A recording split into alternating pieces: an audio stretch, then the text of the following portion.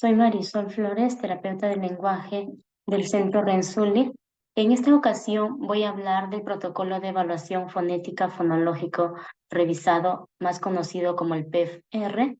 Tenemos como autores a Franklin Susaníbar, Alejandro Dioses, Oscar Guamani. Este instrumento fue creado en el año 2016. El PEF está estructurado en tres partes.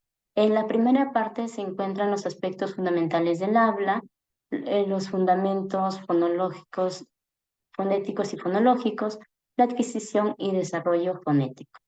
En la segunda parte vamos a encontrar la ficha técnica del instrumento, la forma de administrar y registrar lo que vamos observando en el paciente, análisis y valoración fonética fonológica, estudio estadístico de la utilización de la prueba, y en la tercera parte ya se encuentra modelo de evaluación e informe de algunos casos, el protocolo de evaluación y la bibliografía.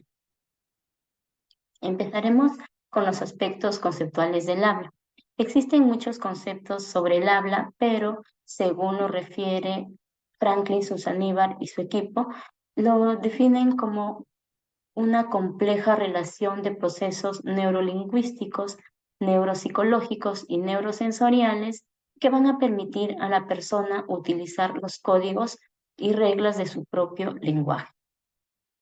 También vamos a encontrar las estructuras fonoarticulatorias. Entre ellas vamos a encontrar los órganos como la lengua, laringe, pulmones y dientes. En lo que es hueso encontramos la mandíbula, la prominencia de las mejillas, pliegues, labios y los labios y las cuerdas vocales. Con los músculos encontramos tabique, conducto, la bóveda, cavidades y los arcos dentales. ¿Qué es la fonoarticulación? Bueno, la fonoarticulación proviene de dos palabras, uno de fonación y articulación. La fonación va a ser la producción de la voz por medio de nuestras cuerdas vocales y la articulación ya viene a ser la producción de los sonidos del habla.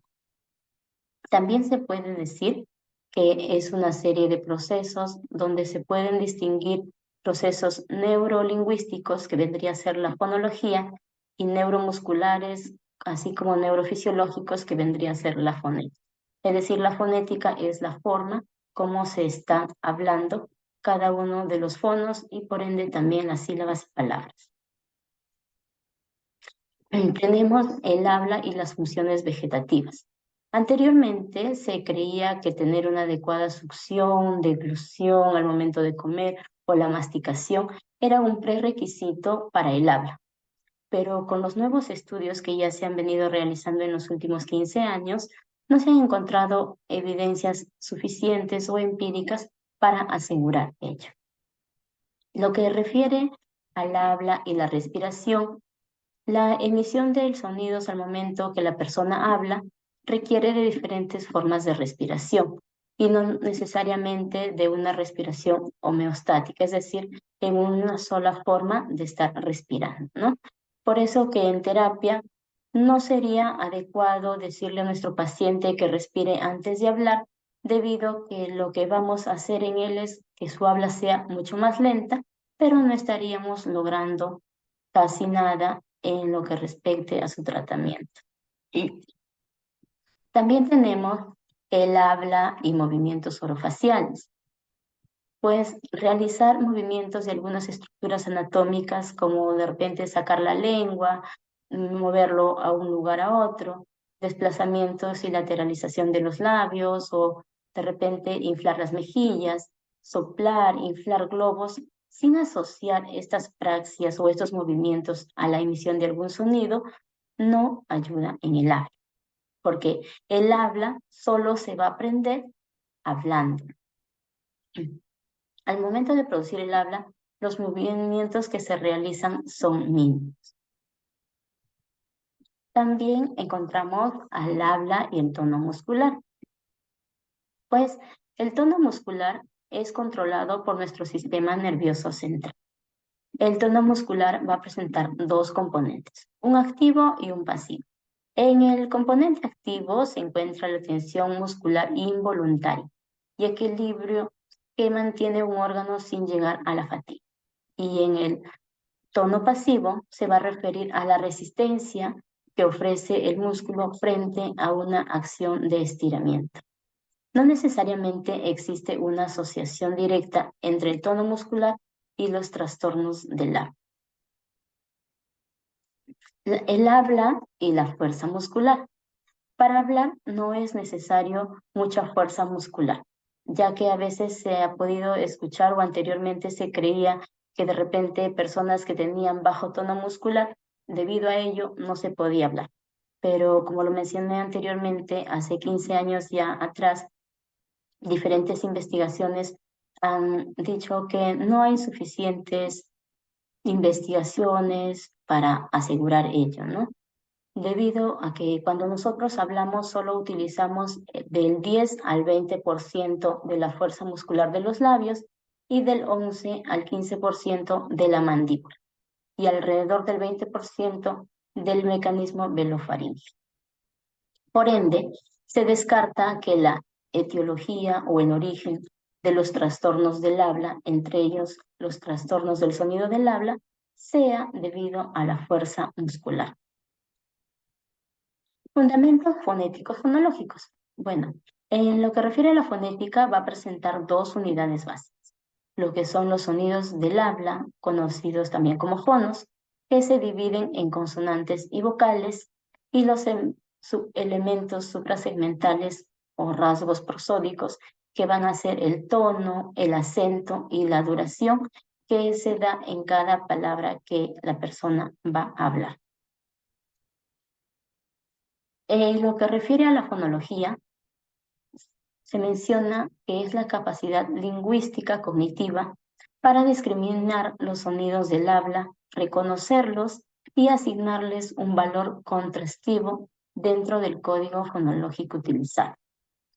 En ello vamos a encontrar la sílaba, que viene a ser un conjunto de segmentos que se agrupan de acuerdo a sus propiedades inherentes alrededor del segmento de máxima sonoridad y se van a articular en un solo tono de voz. Por ejemplo, si yo pongo la palabra mesa, estaría mencionando que esta palabra tiene dos sílabas, porque lo he dicho en dos tonos de voz, ¿no? Sí, mesa, dos. También tenemos el segmento contrastivo, que va a permitir diferenciar significados que se diferencian solo por un segmento. Por ejemplo, foca y boca. Solamente se están diferenciando por la consonante. Uno tiene F, la otra P. Cama y cana, igualmente, la M con la N es lo único que se va diferenciando. Tenemos la percepción fonológica. Ello va a consistir en el saber discriminar y reconocer, consiste en discriminar y reconocimiento de palabras y fonemas, pero no necesariamente se va a comprender el léxico y pronunciar la palabra, ya que la persona, el niño o el paciente puede identificarlo muy bien, pero al momento de hablarlo no lo va a mencionar. Y lo que refiere a la discriminación fonológica es la capacidad para distinguir entre un fonema y otro. Como decía anteriormente, ¿no? Algunos niños pueden decir correctamente de forma aislada, imaginemos, pueden decir casa, casa, pero cuando le decimos que nos digan casa en una sola palabra, nos pueden decir cata o nos pueden decir otra palabra, pero no la palabra como lo decían sí de forma aislada o por sílabas. Al momento de hablarlo cometen errores porque las diferencias que existen en los fonos aún no han sido establecidos en los rasgos fonológicos de su habla. ¿Cuándo se adquiere el desarrollo fonético fonológico?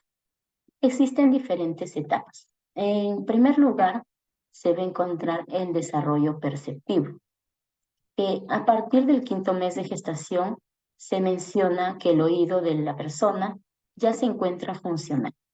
Debido a ello, es que los bebés ya escuchan todo lo que su mamá, su papá o los familiares le vayan diciendo cuando todavía esté en la barriga de su mamá.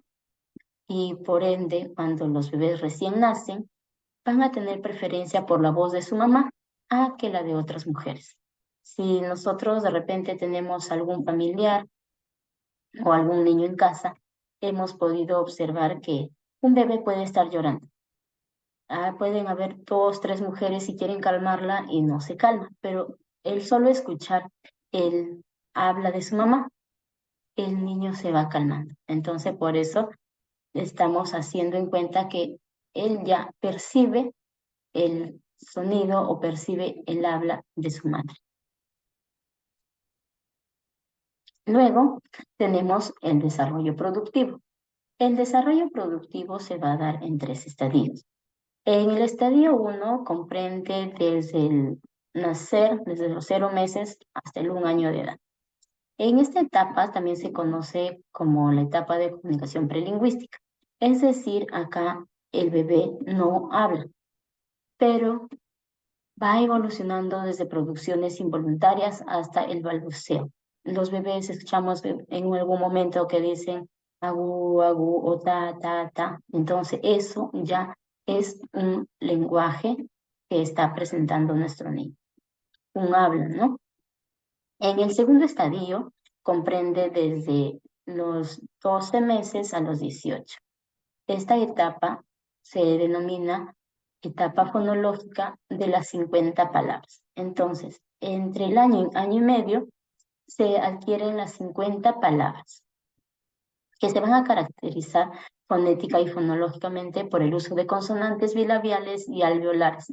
Y esas palabras mayormente no pasan de 2 sílabas, ¿no? De repente el niño puede decir agua, mamá, papá, pan, leche, pero si nosotros analizamos son palabras cortas. En el tercer estadio, sé que se da desde los 18 meses a los 4 años, se llama etapa fonológica de los procesos de simplificación del habla. Porque entonces acá se van a identificar algunas posibles causas por qué el niño simplifica su habla. Uno puede ser la capacidad limitada de la memoria.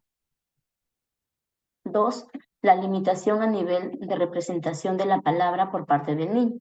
El niño de repente ve algo, pero como todavía no lo tiene en su cerebro, no va a poder mencionarlo adecuadamente. Y como tercera causa se puede encontrar la limitación de la capacidad articulatoria condicionadas por la maduración neuromuscular. Es decir, el niño de repente ve una ventana, pero como no puede articular adecuadamente, puede decir de repente solamente ventana. Entonces está simplificando su habla. Y en el estadio 4, que ya se da desde los 4 a los 6 años, se denomina etapa de culminación de la adquisición de la fonética fonológica.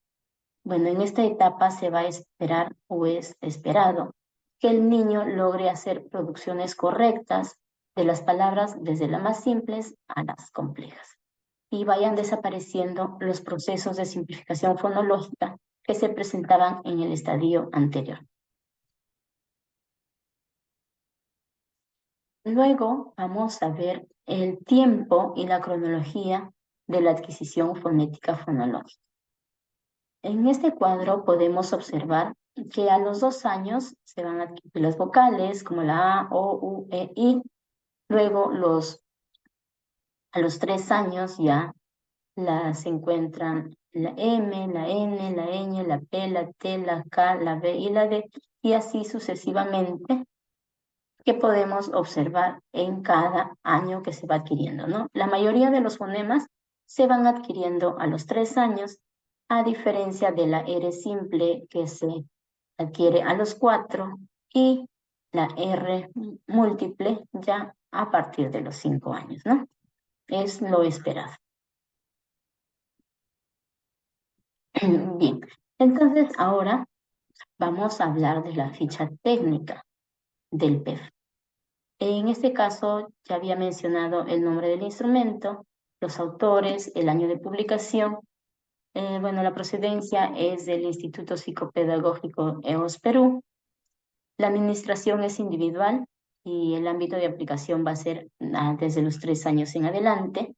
Tiene una duración aproximada de 1 hora, que también podría dividirse en 2 sesiones. Tenemos la significación que nos menciona que brinda información de condiciones morfológicas y estructuras anatómicas del habla, la coordinación neuromotora del habla, la capacidad fonética y fonológica, el desempeño de las estructuras anatómicas durante el habla, la voz y las funciones relacionadas con el habla. Como materiales tenemos 2 protocolos, uno que es las láminas de denominación y la otra las láminas de reconocimiento fonológico. Y bueno, tiene una validez de contenido por juicio de expertos. Ahora, entonces, hablaremos a qué hace referencia con las estructuras fonoarticulatorias. Entre ellas vamos a encontrar los labios, que cuando nosotros tenemos un paciente que llega a consulta, debemos observar la postura habitual y luego realizar movimientos o praxias de los labios. Entonces, acá podemos observar que hay un niño que tiene cicatrices en su labio, ¿no? Entonces, ahí en nuestro protocolo debemos ir identificando, ya que ahí tenemos una serie de ítems que debemos ir poniendo check si es que presenta, de lo contrario se quedaría en blanco. En lo que refiere a la articulación temporomandibular, se va a observar la postura habitual de su mandíbula y luego se realizará movimientos de lateralización, es decir, mover a cada lado, de protrusión, apertura y cierre. Con referente a la lengua, cuando estamos ya en evaluación, debemos tener en cuenta el tamaño de la lengua. Si es una lengua de repente muy ancha, muy larga, muy pequeña. Y también debemos fijarnos en el ápice, es decir, en la punta de la lengua, para observar el frenillo. Y normalmente, ¿cómo vamos a identificar que nuestro paciente pueda tener frenillo? Es pidiéndole que levante la lengua. Si nosotros observamos, como acá en la imagen, de repente que hay una lengua un poco acorazonada que tiene forma de corazón y nuestro niño no puede levantar su lengua, por ende tampoco va a poder pronunciar la R, la L, sería necesario recomendarle que pueda que pueda visitar un especialista, ¿no? Y el especialista que le va a hacer la cirugía va a ser el odontopediatra. También nos debemos fijar en los dientes. Se debe observar la cantidad de dientes que presenta nuestro paciente. En el caso de ser niños, presentan entre 20 dientes aproximadamente, y ya adultos sí son los 32, que sería completo, ¿no? Nos debemos fijar la oclusión o la mordida, es decir, pedir al paciente que muerda si sus dientes se encuentran de acorde o de repente un diente no está coincidiendo con los dientes inferiores con los superiores. También debemos fijarnos si existe o no existe prótesis. De repente nuestro niño se ha caído, por ende tiene algunas prótesis que le va a estar dificultando su habla también. O en el caso como en el dibujo, ¿no? Que podemos observar que le falta sus dientes de adelante, los incisivos. Entonces es probable que este niño, al mencionarnos la S o la Ch, salga un poco distorsionado. ¿Por qué? Porque va a salir por ahí el aire. Luego, debemos fijarnos en el esfínter velofaríngeo. Acá vamos a pedir al paciente que abra la boca y observar el paladar blando. Vamos a ver la simetría, el aspecto y la úvula. Entonces, acá, si nosotros podemos observar esta imagen, podemos ver que el paladar es un poco arqueado. Normalmente se conoce como el paladar ojival. ¿Y a qué puede deberse esto? Una causa podría ser de repente que el niño a mucho tiempo ha estado succionando un biberón o chupándose el dedo. Esto ha hecho que su paladar vaya deformándose y se haga así como un arco, ¿no? como les decía, conocido como ojival. Luego vamos a analizar análisis de la coordinación neuromotora del labio, es decir, cuánto nuestro paciente demora para hablar una palabra o una frase, si lo hace muy rápido o muy lento. Como podemos observar, aquí se va a valorar la coordinación neuromotora y velocidad para producir secuencia de sílabas. En el instrumento, en el protocolo de evaluación, vamos a encontrar la repetición de sílabas y la repetición de secuencia. En la repetición de sílabas, se le va a pedir al evaluado que repita la pa por 5 segundos aproximadamente. Luego la ta, también lo más rápido, bueno, le vamos a decir lo más claro, ¿no? Ta, para que lo pueda repetir también en 5 segundos, igual que en la ka. Y en lo que respecta a la repetición de secuencia, se le va a pedir una secuencia, por ejemplo, pataca, pataca, pataca, pataca, también durante 5 segundos. ¿Y aquí qué vamos a evaluar? Vamos a evaluar la velocidad. Es decir, si hay una velocidad adecuada, incrementada o disminuida. Ello, ¿dónde lo vamos a encontrar? Acá, en el protocolo de evaluación, ¿no? El protocolo de evaluación, ahí vamos a encontrar, por ejemplo, que nuestro paciente va a tener un tiempo determinado de acuerdo a su edad, ¿no? Y luego vamos a tener la repetición de secuencias también. Es la coordinación motriz, si es adecuada o inadecuada.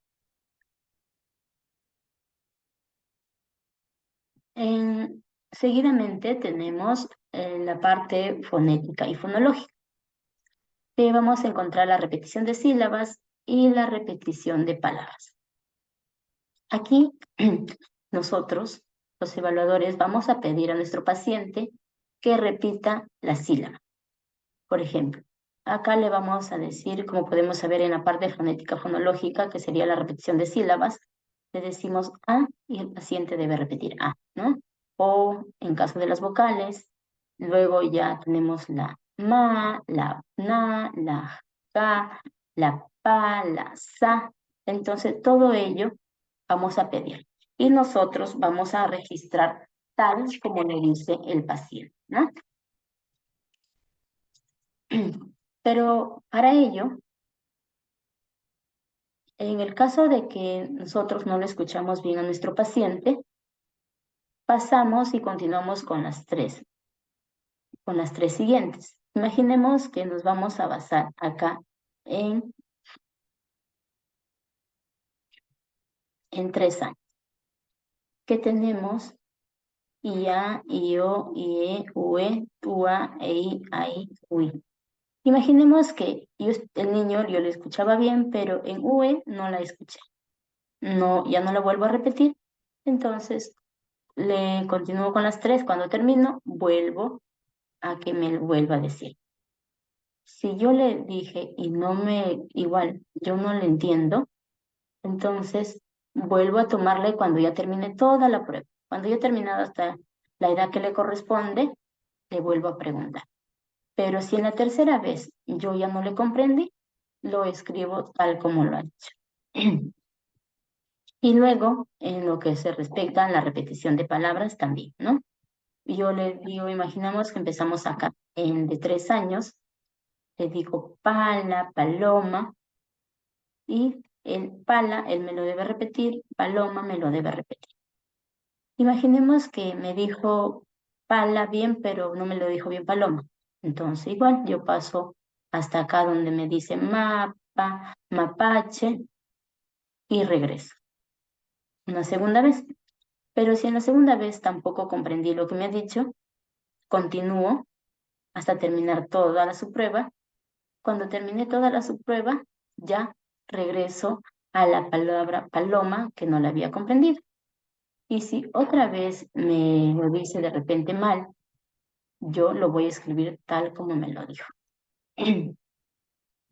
También aquí debemos registrar el tipo de errores si en caso lo haya, ¿no? Puede ser de repente una sustitución, una omisión o una distorsión.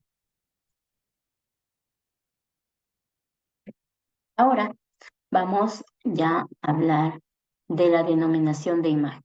Para ello, vamos a hacer uso del cuadernillo de denominación de imágenes, ¿no? Este cuadernillo tiene 60 imágenes. ¿En qué va a consistir esta evaluación? Nosotros vamos a presentarle a nuestro paciente unas imágenes para que él nos diga el nombre. Por ejemplo, le vamos a decir, ¿no? Imaginemos que nuestro pacientito se llama Juan.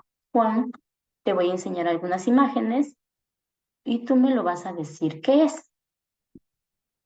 Si el niño lo mira y no nos dice nada, esperamos un tiempo prudente, de repente de 1 o 2 segundos, y le digo, Juan, ¿qué es?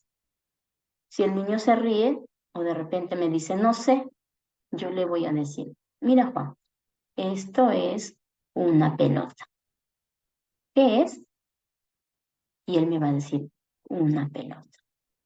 Pero, por ejemplo, mi niño, en lugar de decirme pelota, me dice elota. Ya, yo escribo en mi registro, en esta parte, en esta parte que yo tengo aquí, le voy a escribir, miren, acá, yo le voy a escribir como está. Yo le escribo elota. Pero por ende, ya al momento de hacer la evaluación, ya sé que acá mi niño presenta una omisión. Después continúo, le muestro la casa, ¿no? Y él no me dice casa, me dice taza. Yo lo escribo igual en mi registro, como él me lo dijo, pero ya sé que acá hay un error de sustitución, porque he sustituido la T con la K. Continuamos, de repente llegamos al sol. Él me dice sol en lugar de sol.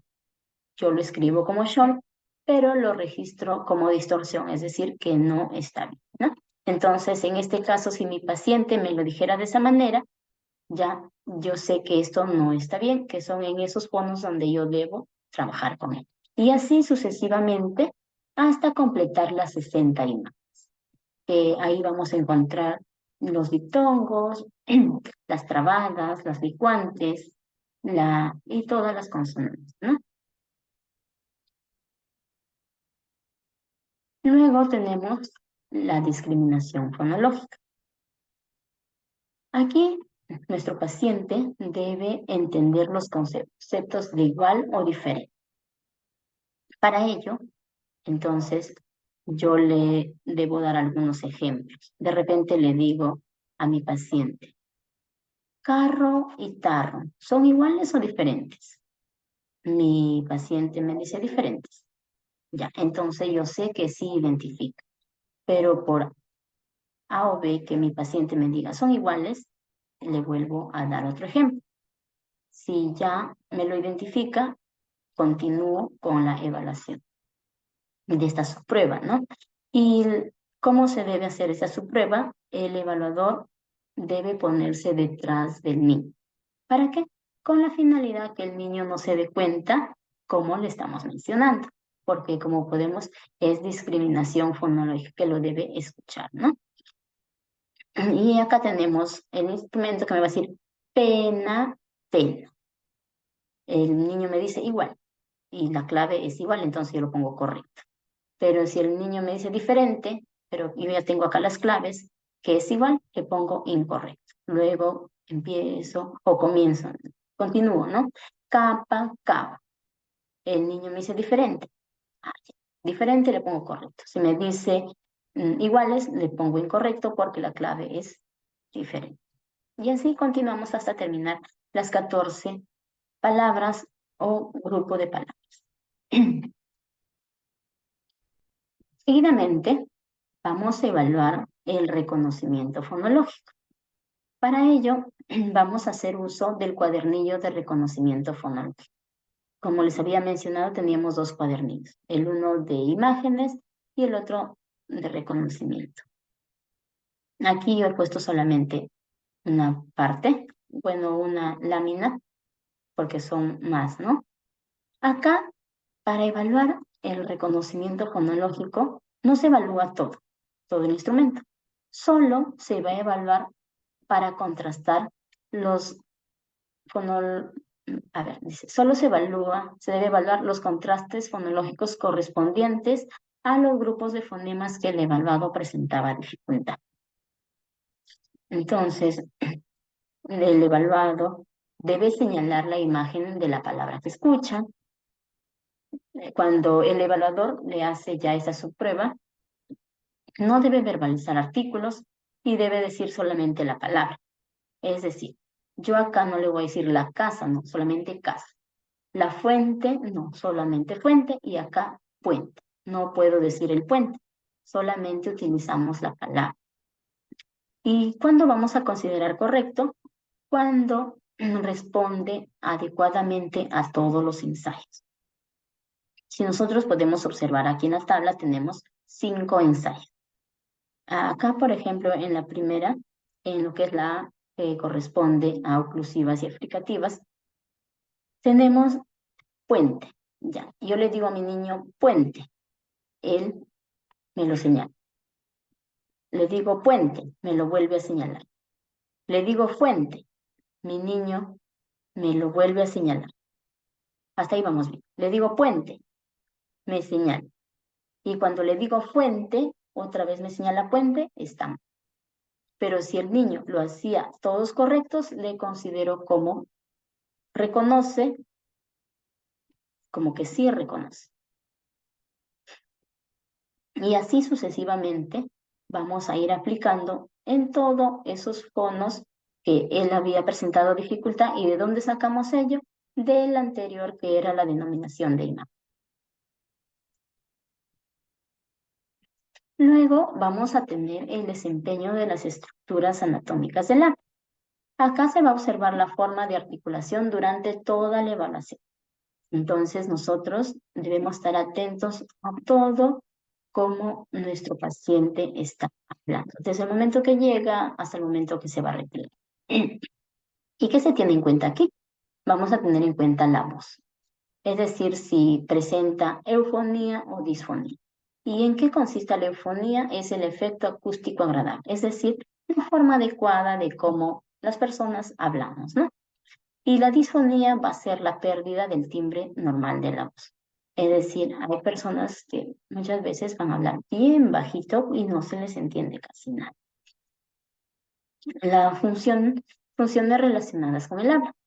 También acá vamos a fijarnos en la coordinación de deglución de saliva al momento del habla, porque también se pueden observar algunos pacientes que cuando están hablando no están coordinando bien el pasarse la saliva y por ende se les va a acumular de saliva a su boca. O ya en algunos de repente un poco más graves se podría llamar, ellos están hablando y se les va a caer la saliva. También nos debemos fijar en la respiración. Si presenta una respiración nasal, de repente oronasal, que sería por la boca y la nariz. Si es silente, es decir, silenciosa o ruidosa. Ahora veremos la valoración global del desempeño fonético-fonológico. Aquí vamos a considerar los datos obtenidos desde la anamnesis, es decir, desde que el paciente o el papá, la mamá le trajo a nuestro paciente y por qué le ha traído el motivo, ¿no? También vamos a ver el desempeño de nuestro paciente durante la evaluación que se le viene haciendo. Y a ello ya vamos a sumar el resultado de las diferentes subpruebas del PEF para poder obtener un adecuado diagnóstico. Debemos tener en cuenta las categorizaciones nosológicas, sintomatológicas, es decir, el nivel de alteración, y etiológicas, identificar el origen. Los trastornos del sonido del habla, entre ellos vamos a tener de repente diferentes diagnósticos, pero tenemos como ejemplo 3. El trastorno de sonido del habla por alteración fonética de origen morfológico. Vamos a tener el trastorno de sonido del habla por alteración fonológica de origen auditivo sensorial. Y el trastorno de sonido del habla por alteración fonética fonológica de origen morfológico y sensorial auditivo. Pero ¿de dónde vamos a sacar todos estos diagnósticos?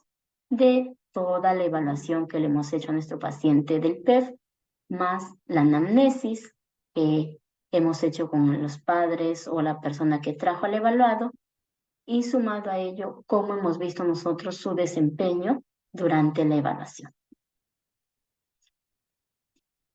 El nivel de severidad de la alteración fonética fonológica.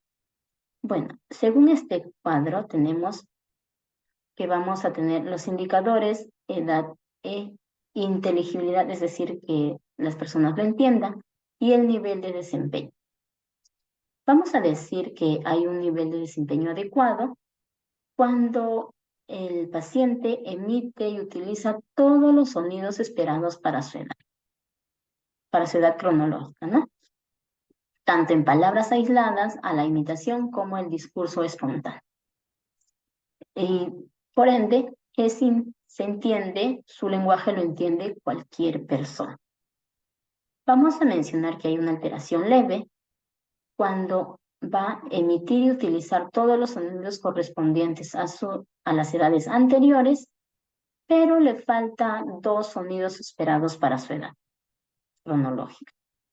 Su habla es entendible para todas las personas, aunque se requiere un leve esfuerzo para entender lo que quiere decir.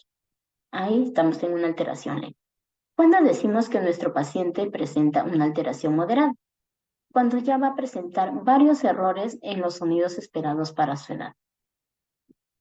Por ende, su habla es inteligible solo por su entorno cercano.